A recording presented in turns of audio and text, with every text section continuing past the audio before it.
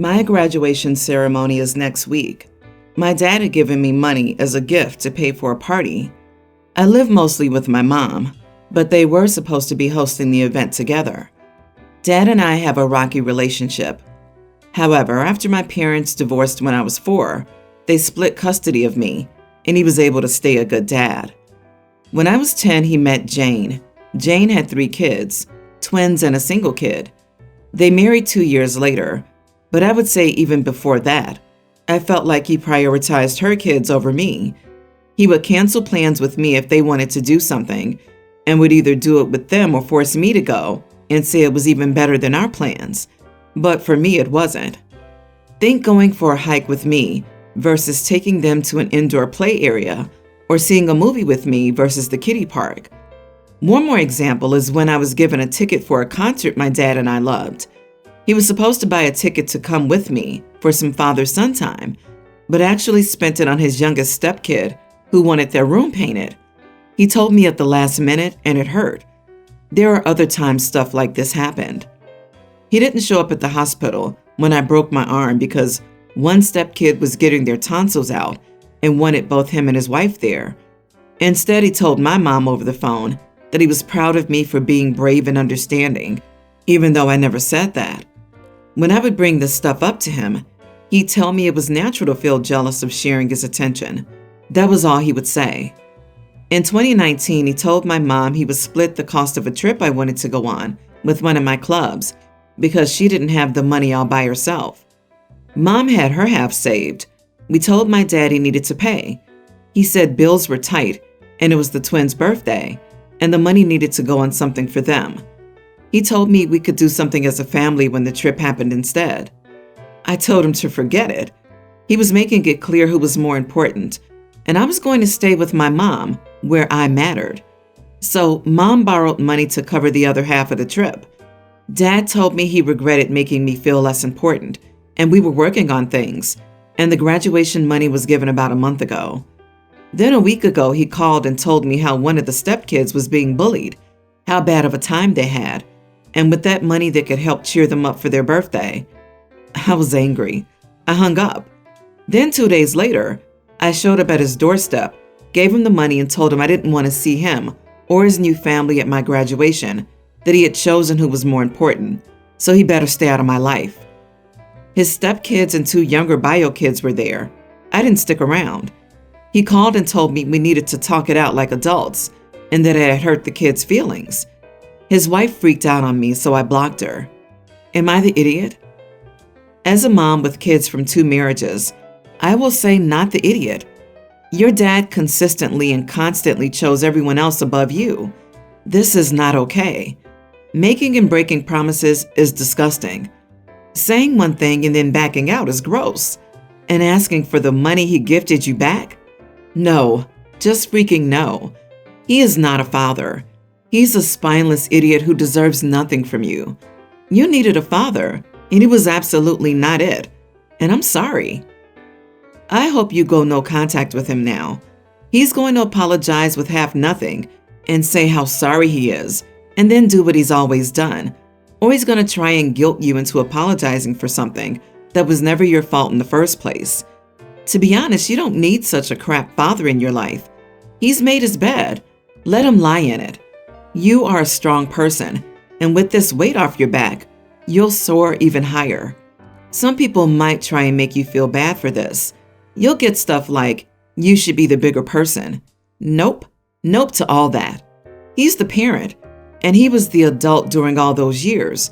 Go live your life, but do one more thing. Talk to a therapist, right now. It feels good to hold that anger.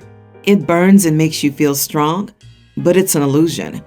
You'll be much stronger and much happier in the long run if you can sort all of this out with a pro and not let it pull you down later. Not saying you have to forgive your dad or talk to him even, but not giving him or your anger at him a place in your head will leave you much freer. My husband's primary residence is in Italy. Mine is in the UK. On one of my trips to Italy, his housekeeper told me that the wife of my husband's friend kept trying to visit him while I wasn't there.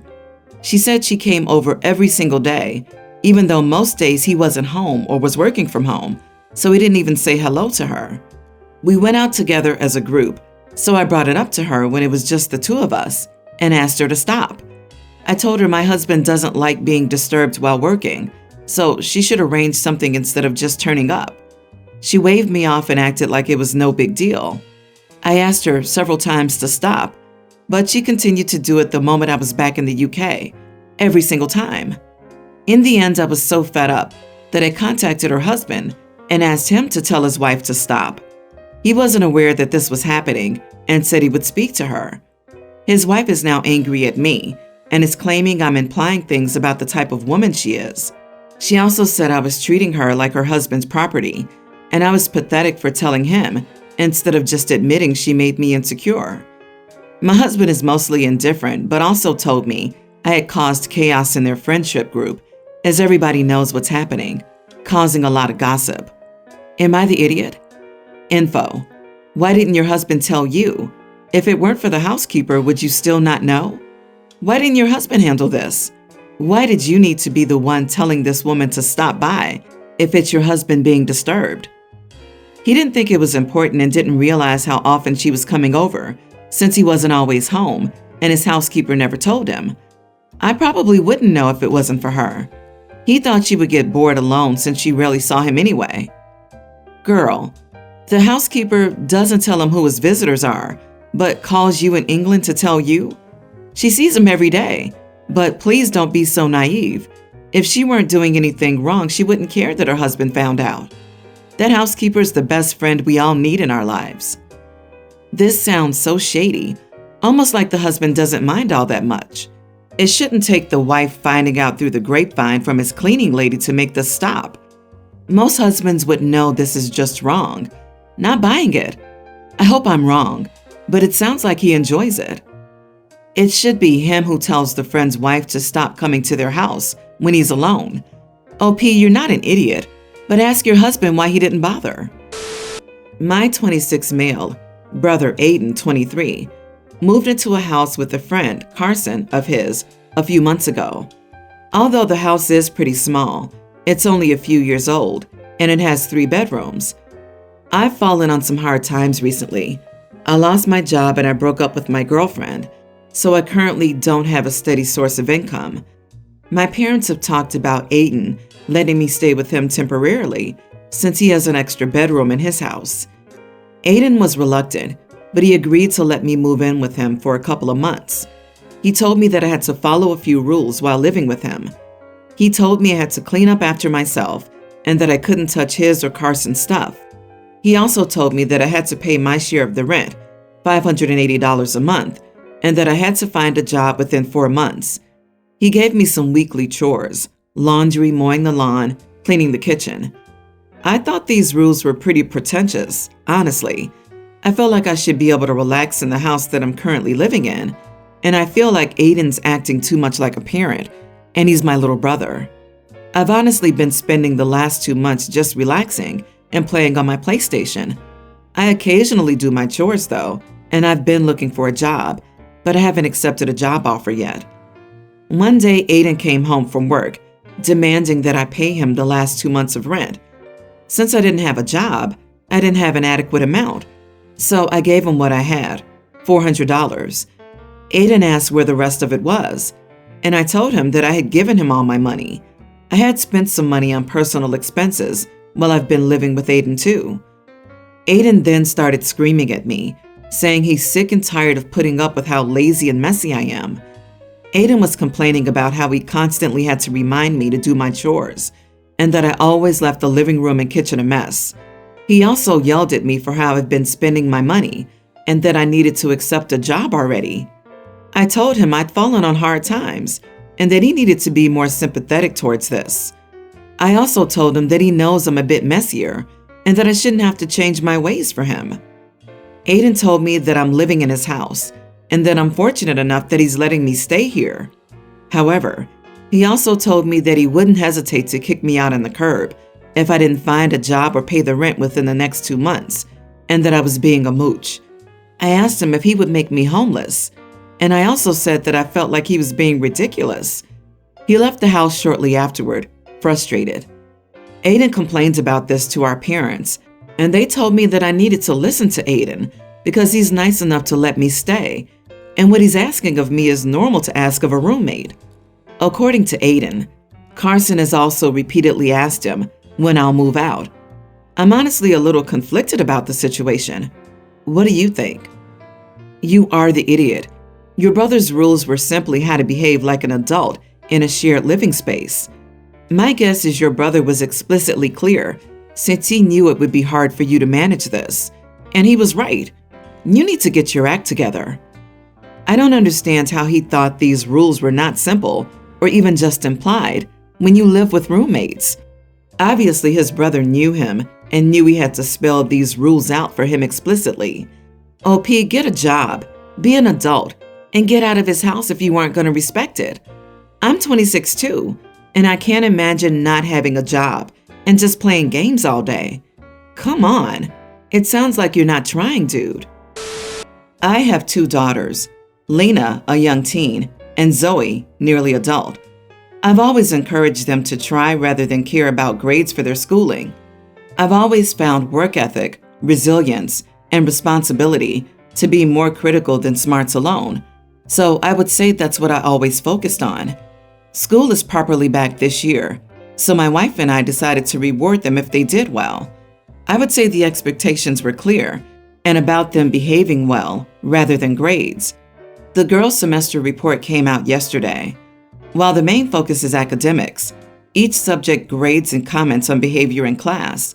Lena got mostly C's, but she struggles with school, so that's an achievement for her. Her teachers graded her behavior perfectly and mentioned how she was trying and everything. To put it very crudely, Zoe had all but one of her teachers saying she's extremely smart, almost straight A's, but a complete idiot and a problem in class. So I think Lena should be rewarded, not Zoe. Still, we took them both out that night and celebrated finishing the semester. We did say we were proud of them and everything, but today I talked to Zoe about what her teacher said. She says it's not her fault her teachers suck and are boring, which may be true, but she still can't be rude or distract others. Zoe wasn't happy about the discussion and got upset when I told her she wouldn't be rewarded. She basically thought her grades should mean it's fine and that I'm punishing her when it's not her fault. So I decided to leave the discussion for later when she was calmer, but made it clear that while I'm disappointed in her acting up, I still love her and I'm proud of her doing well score-wise.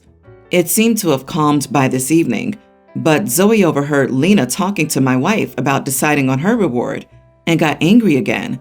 She said it's unfair that Lena is rewarded for bad grades, but she gets nothing for A's. I tried to take her aside and talk to her. I explained that it wasn't about the grades, but she didn't take it well. She claims that we love Lena more and favor her, that it's unfair that she has such low standards to meet, but that's not the case. My wife feels bad and changed her mind and thinks that maybe we should reward her with something since she did so well academically, and it was a struggle to adjust given everything. But I don't think we should reward her for misbehaving. Even if she scores well, if she acts up, it can harm other students. I know that happened back when I was in school. So I haven't changed my mind, and I don't think it's wrong, but my wife feels that it's an idiot move. You are the idiot. Are you one of those hands-off parents regarding their education? It seems like it. If she's getting good grades, but her behavior marks are poor and she says she's bored, that's your cue to have a conference with her teachers. Also, if you're finding out her behavior now because of the report card, how can you fairly punish her if no one notified you of the issues the entire quarter or semester, and she had no time to change or work on her attitude? The teacher should be in contact with you if the behavior is bad enough that it warrants low scores on a report card. It sounds like you need to be more proactive and speak to the people at the school about what they can do to stimulate her mind in class. I can see how she thinks you're playing favorites.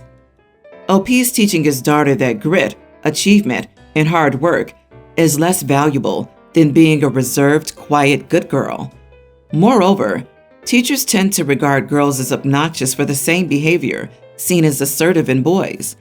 I can't help but wonder if OP would have this same system for rewarding in politeness and submission if he had sons instead of daughters. I just want to say I had excellent grades, low participation, and tons of attention problems as a kid. It took me 28 years for someone to suggest I had ADHD and wasn't just an arrogant, bored idiot. Not saying your kid is the same as me, just saying you've got a high achiever who's bored. And especially since she's a girl, symptoms can present differently or be perceived differently and lead to a failure to diagnose. I'm 19 female, on a summer trip with my friends from school, 19 through 20, and one of them asked me to be a subject in their research project about college students who grew up in disadvantaged or underprivileged environments. I was confused because I don't think I'm disadvantaged in any way. I'm from an upper middle class family and I had a great childhood. I spent some of it at a good public school and some at a private school, so nothing was missing from my environment. I pointed this out, and all of them had this odd attitude shift and exchanged looks like I'm crazy or something, or I'm in denial of my disadvantaged status. The one researching smiled at me and was like, "Of course, many kids who grow up in resource-deprived areas feel that their childhood was normal since they've never known anything else. Your feelings are valid." And the others echoed similar things. And she was like, "But after you come to terms with everything, you should really consider how your lack of participation in the study will affect other kids growing up in circumstances as you did." It was like all of them were simultaneously gaslighting me. I don't know where they got the idea that I was underprivileged growing up.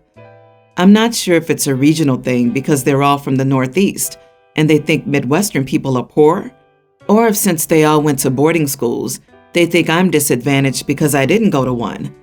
They said it can be hard having fewer resources, growing up in a household with undereducated parents, etc.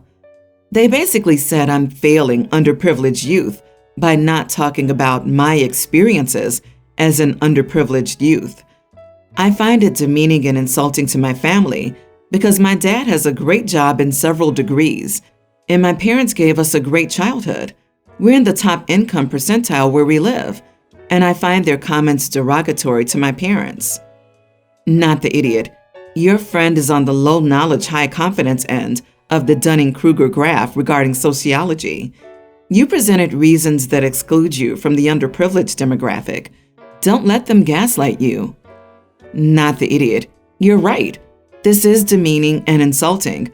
But as a researcher who has worked with human subjects, what stands out to me is the egregious lack of research ethics.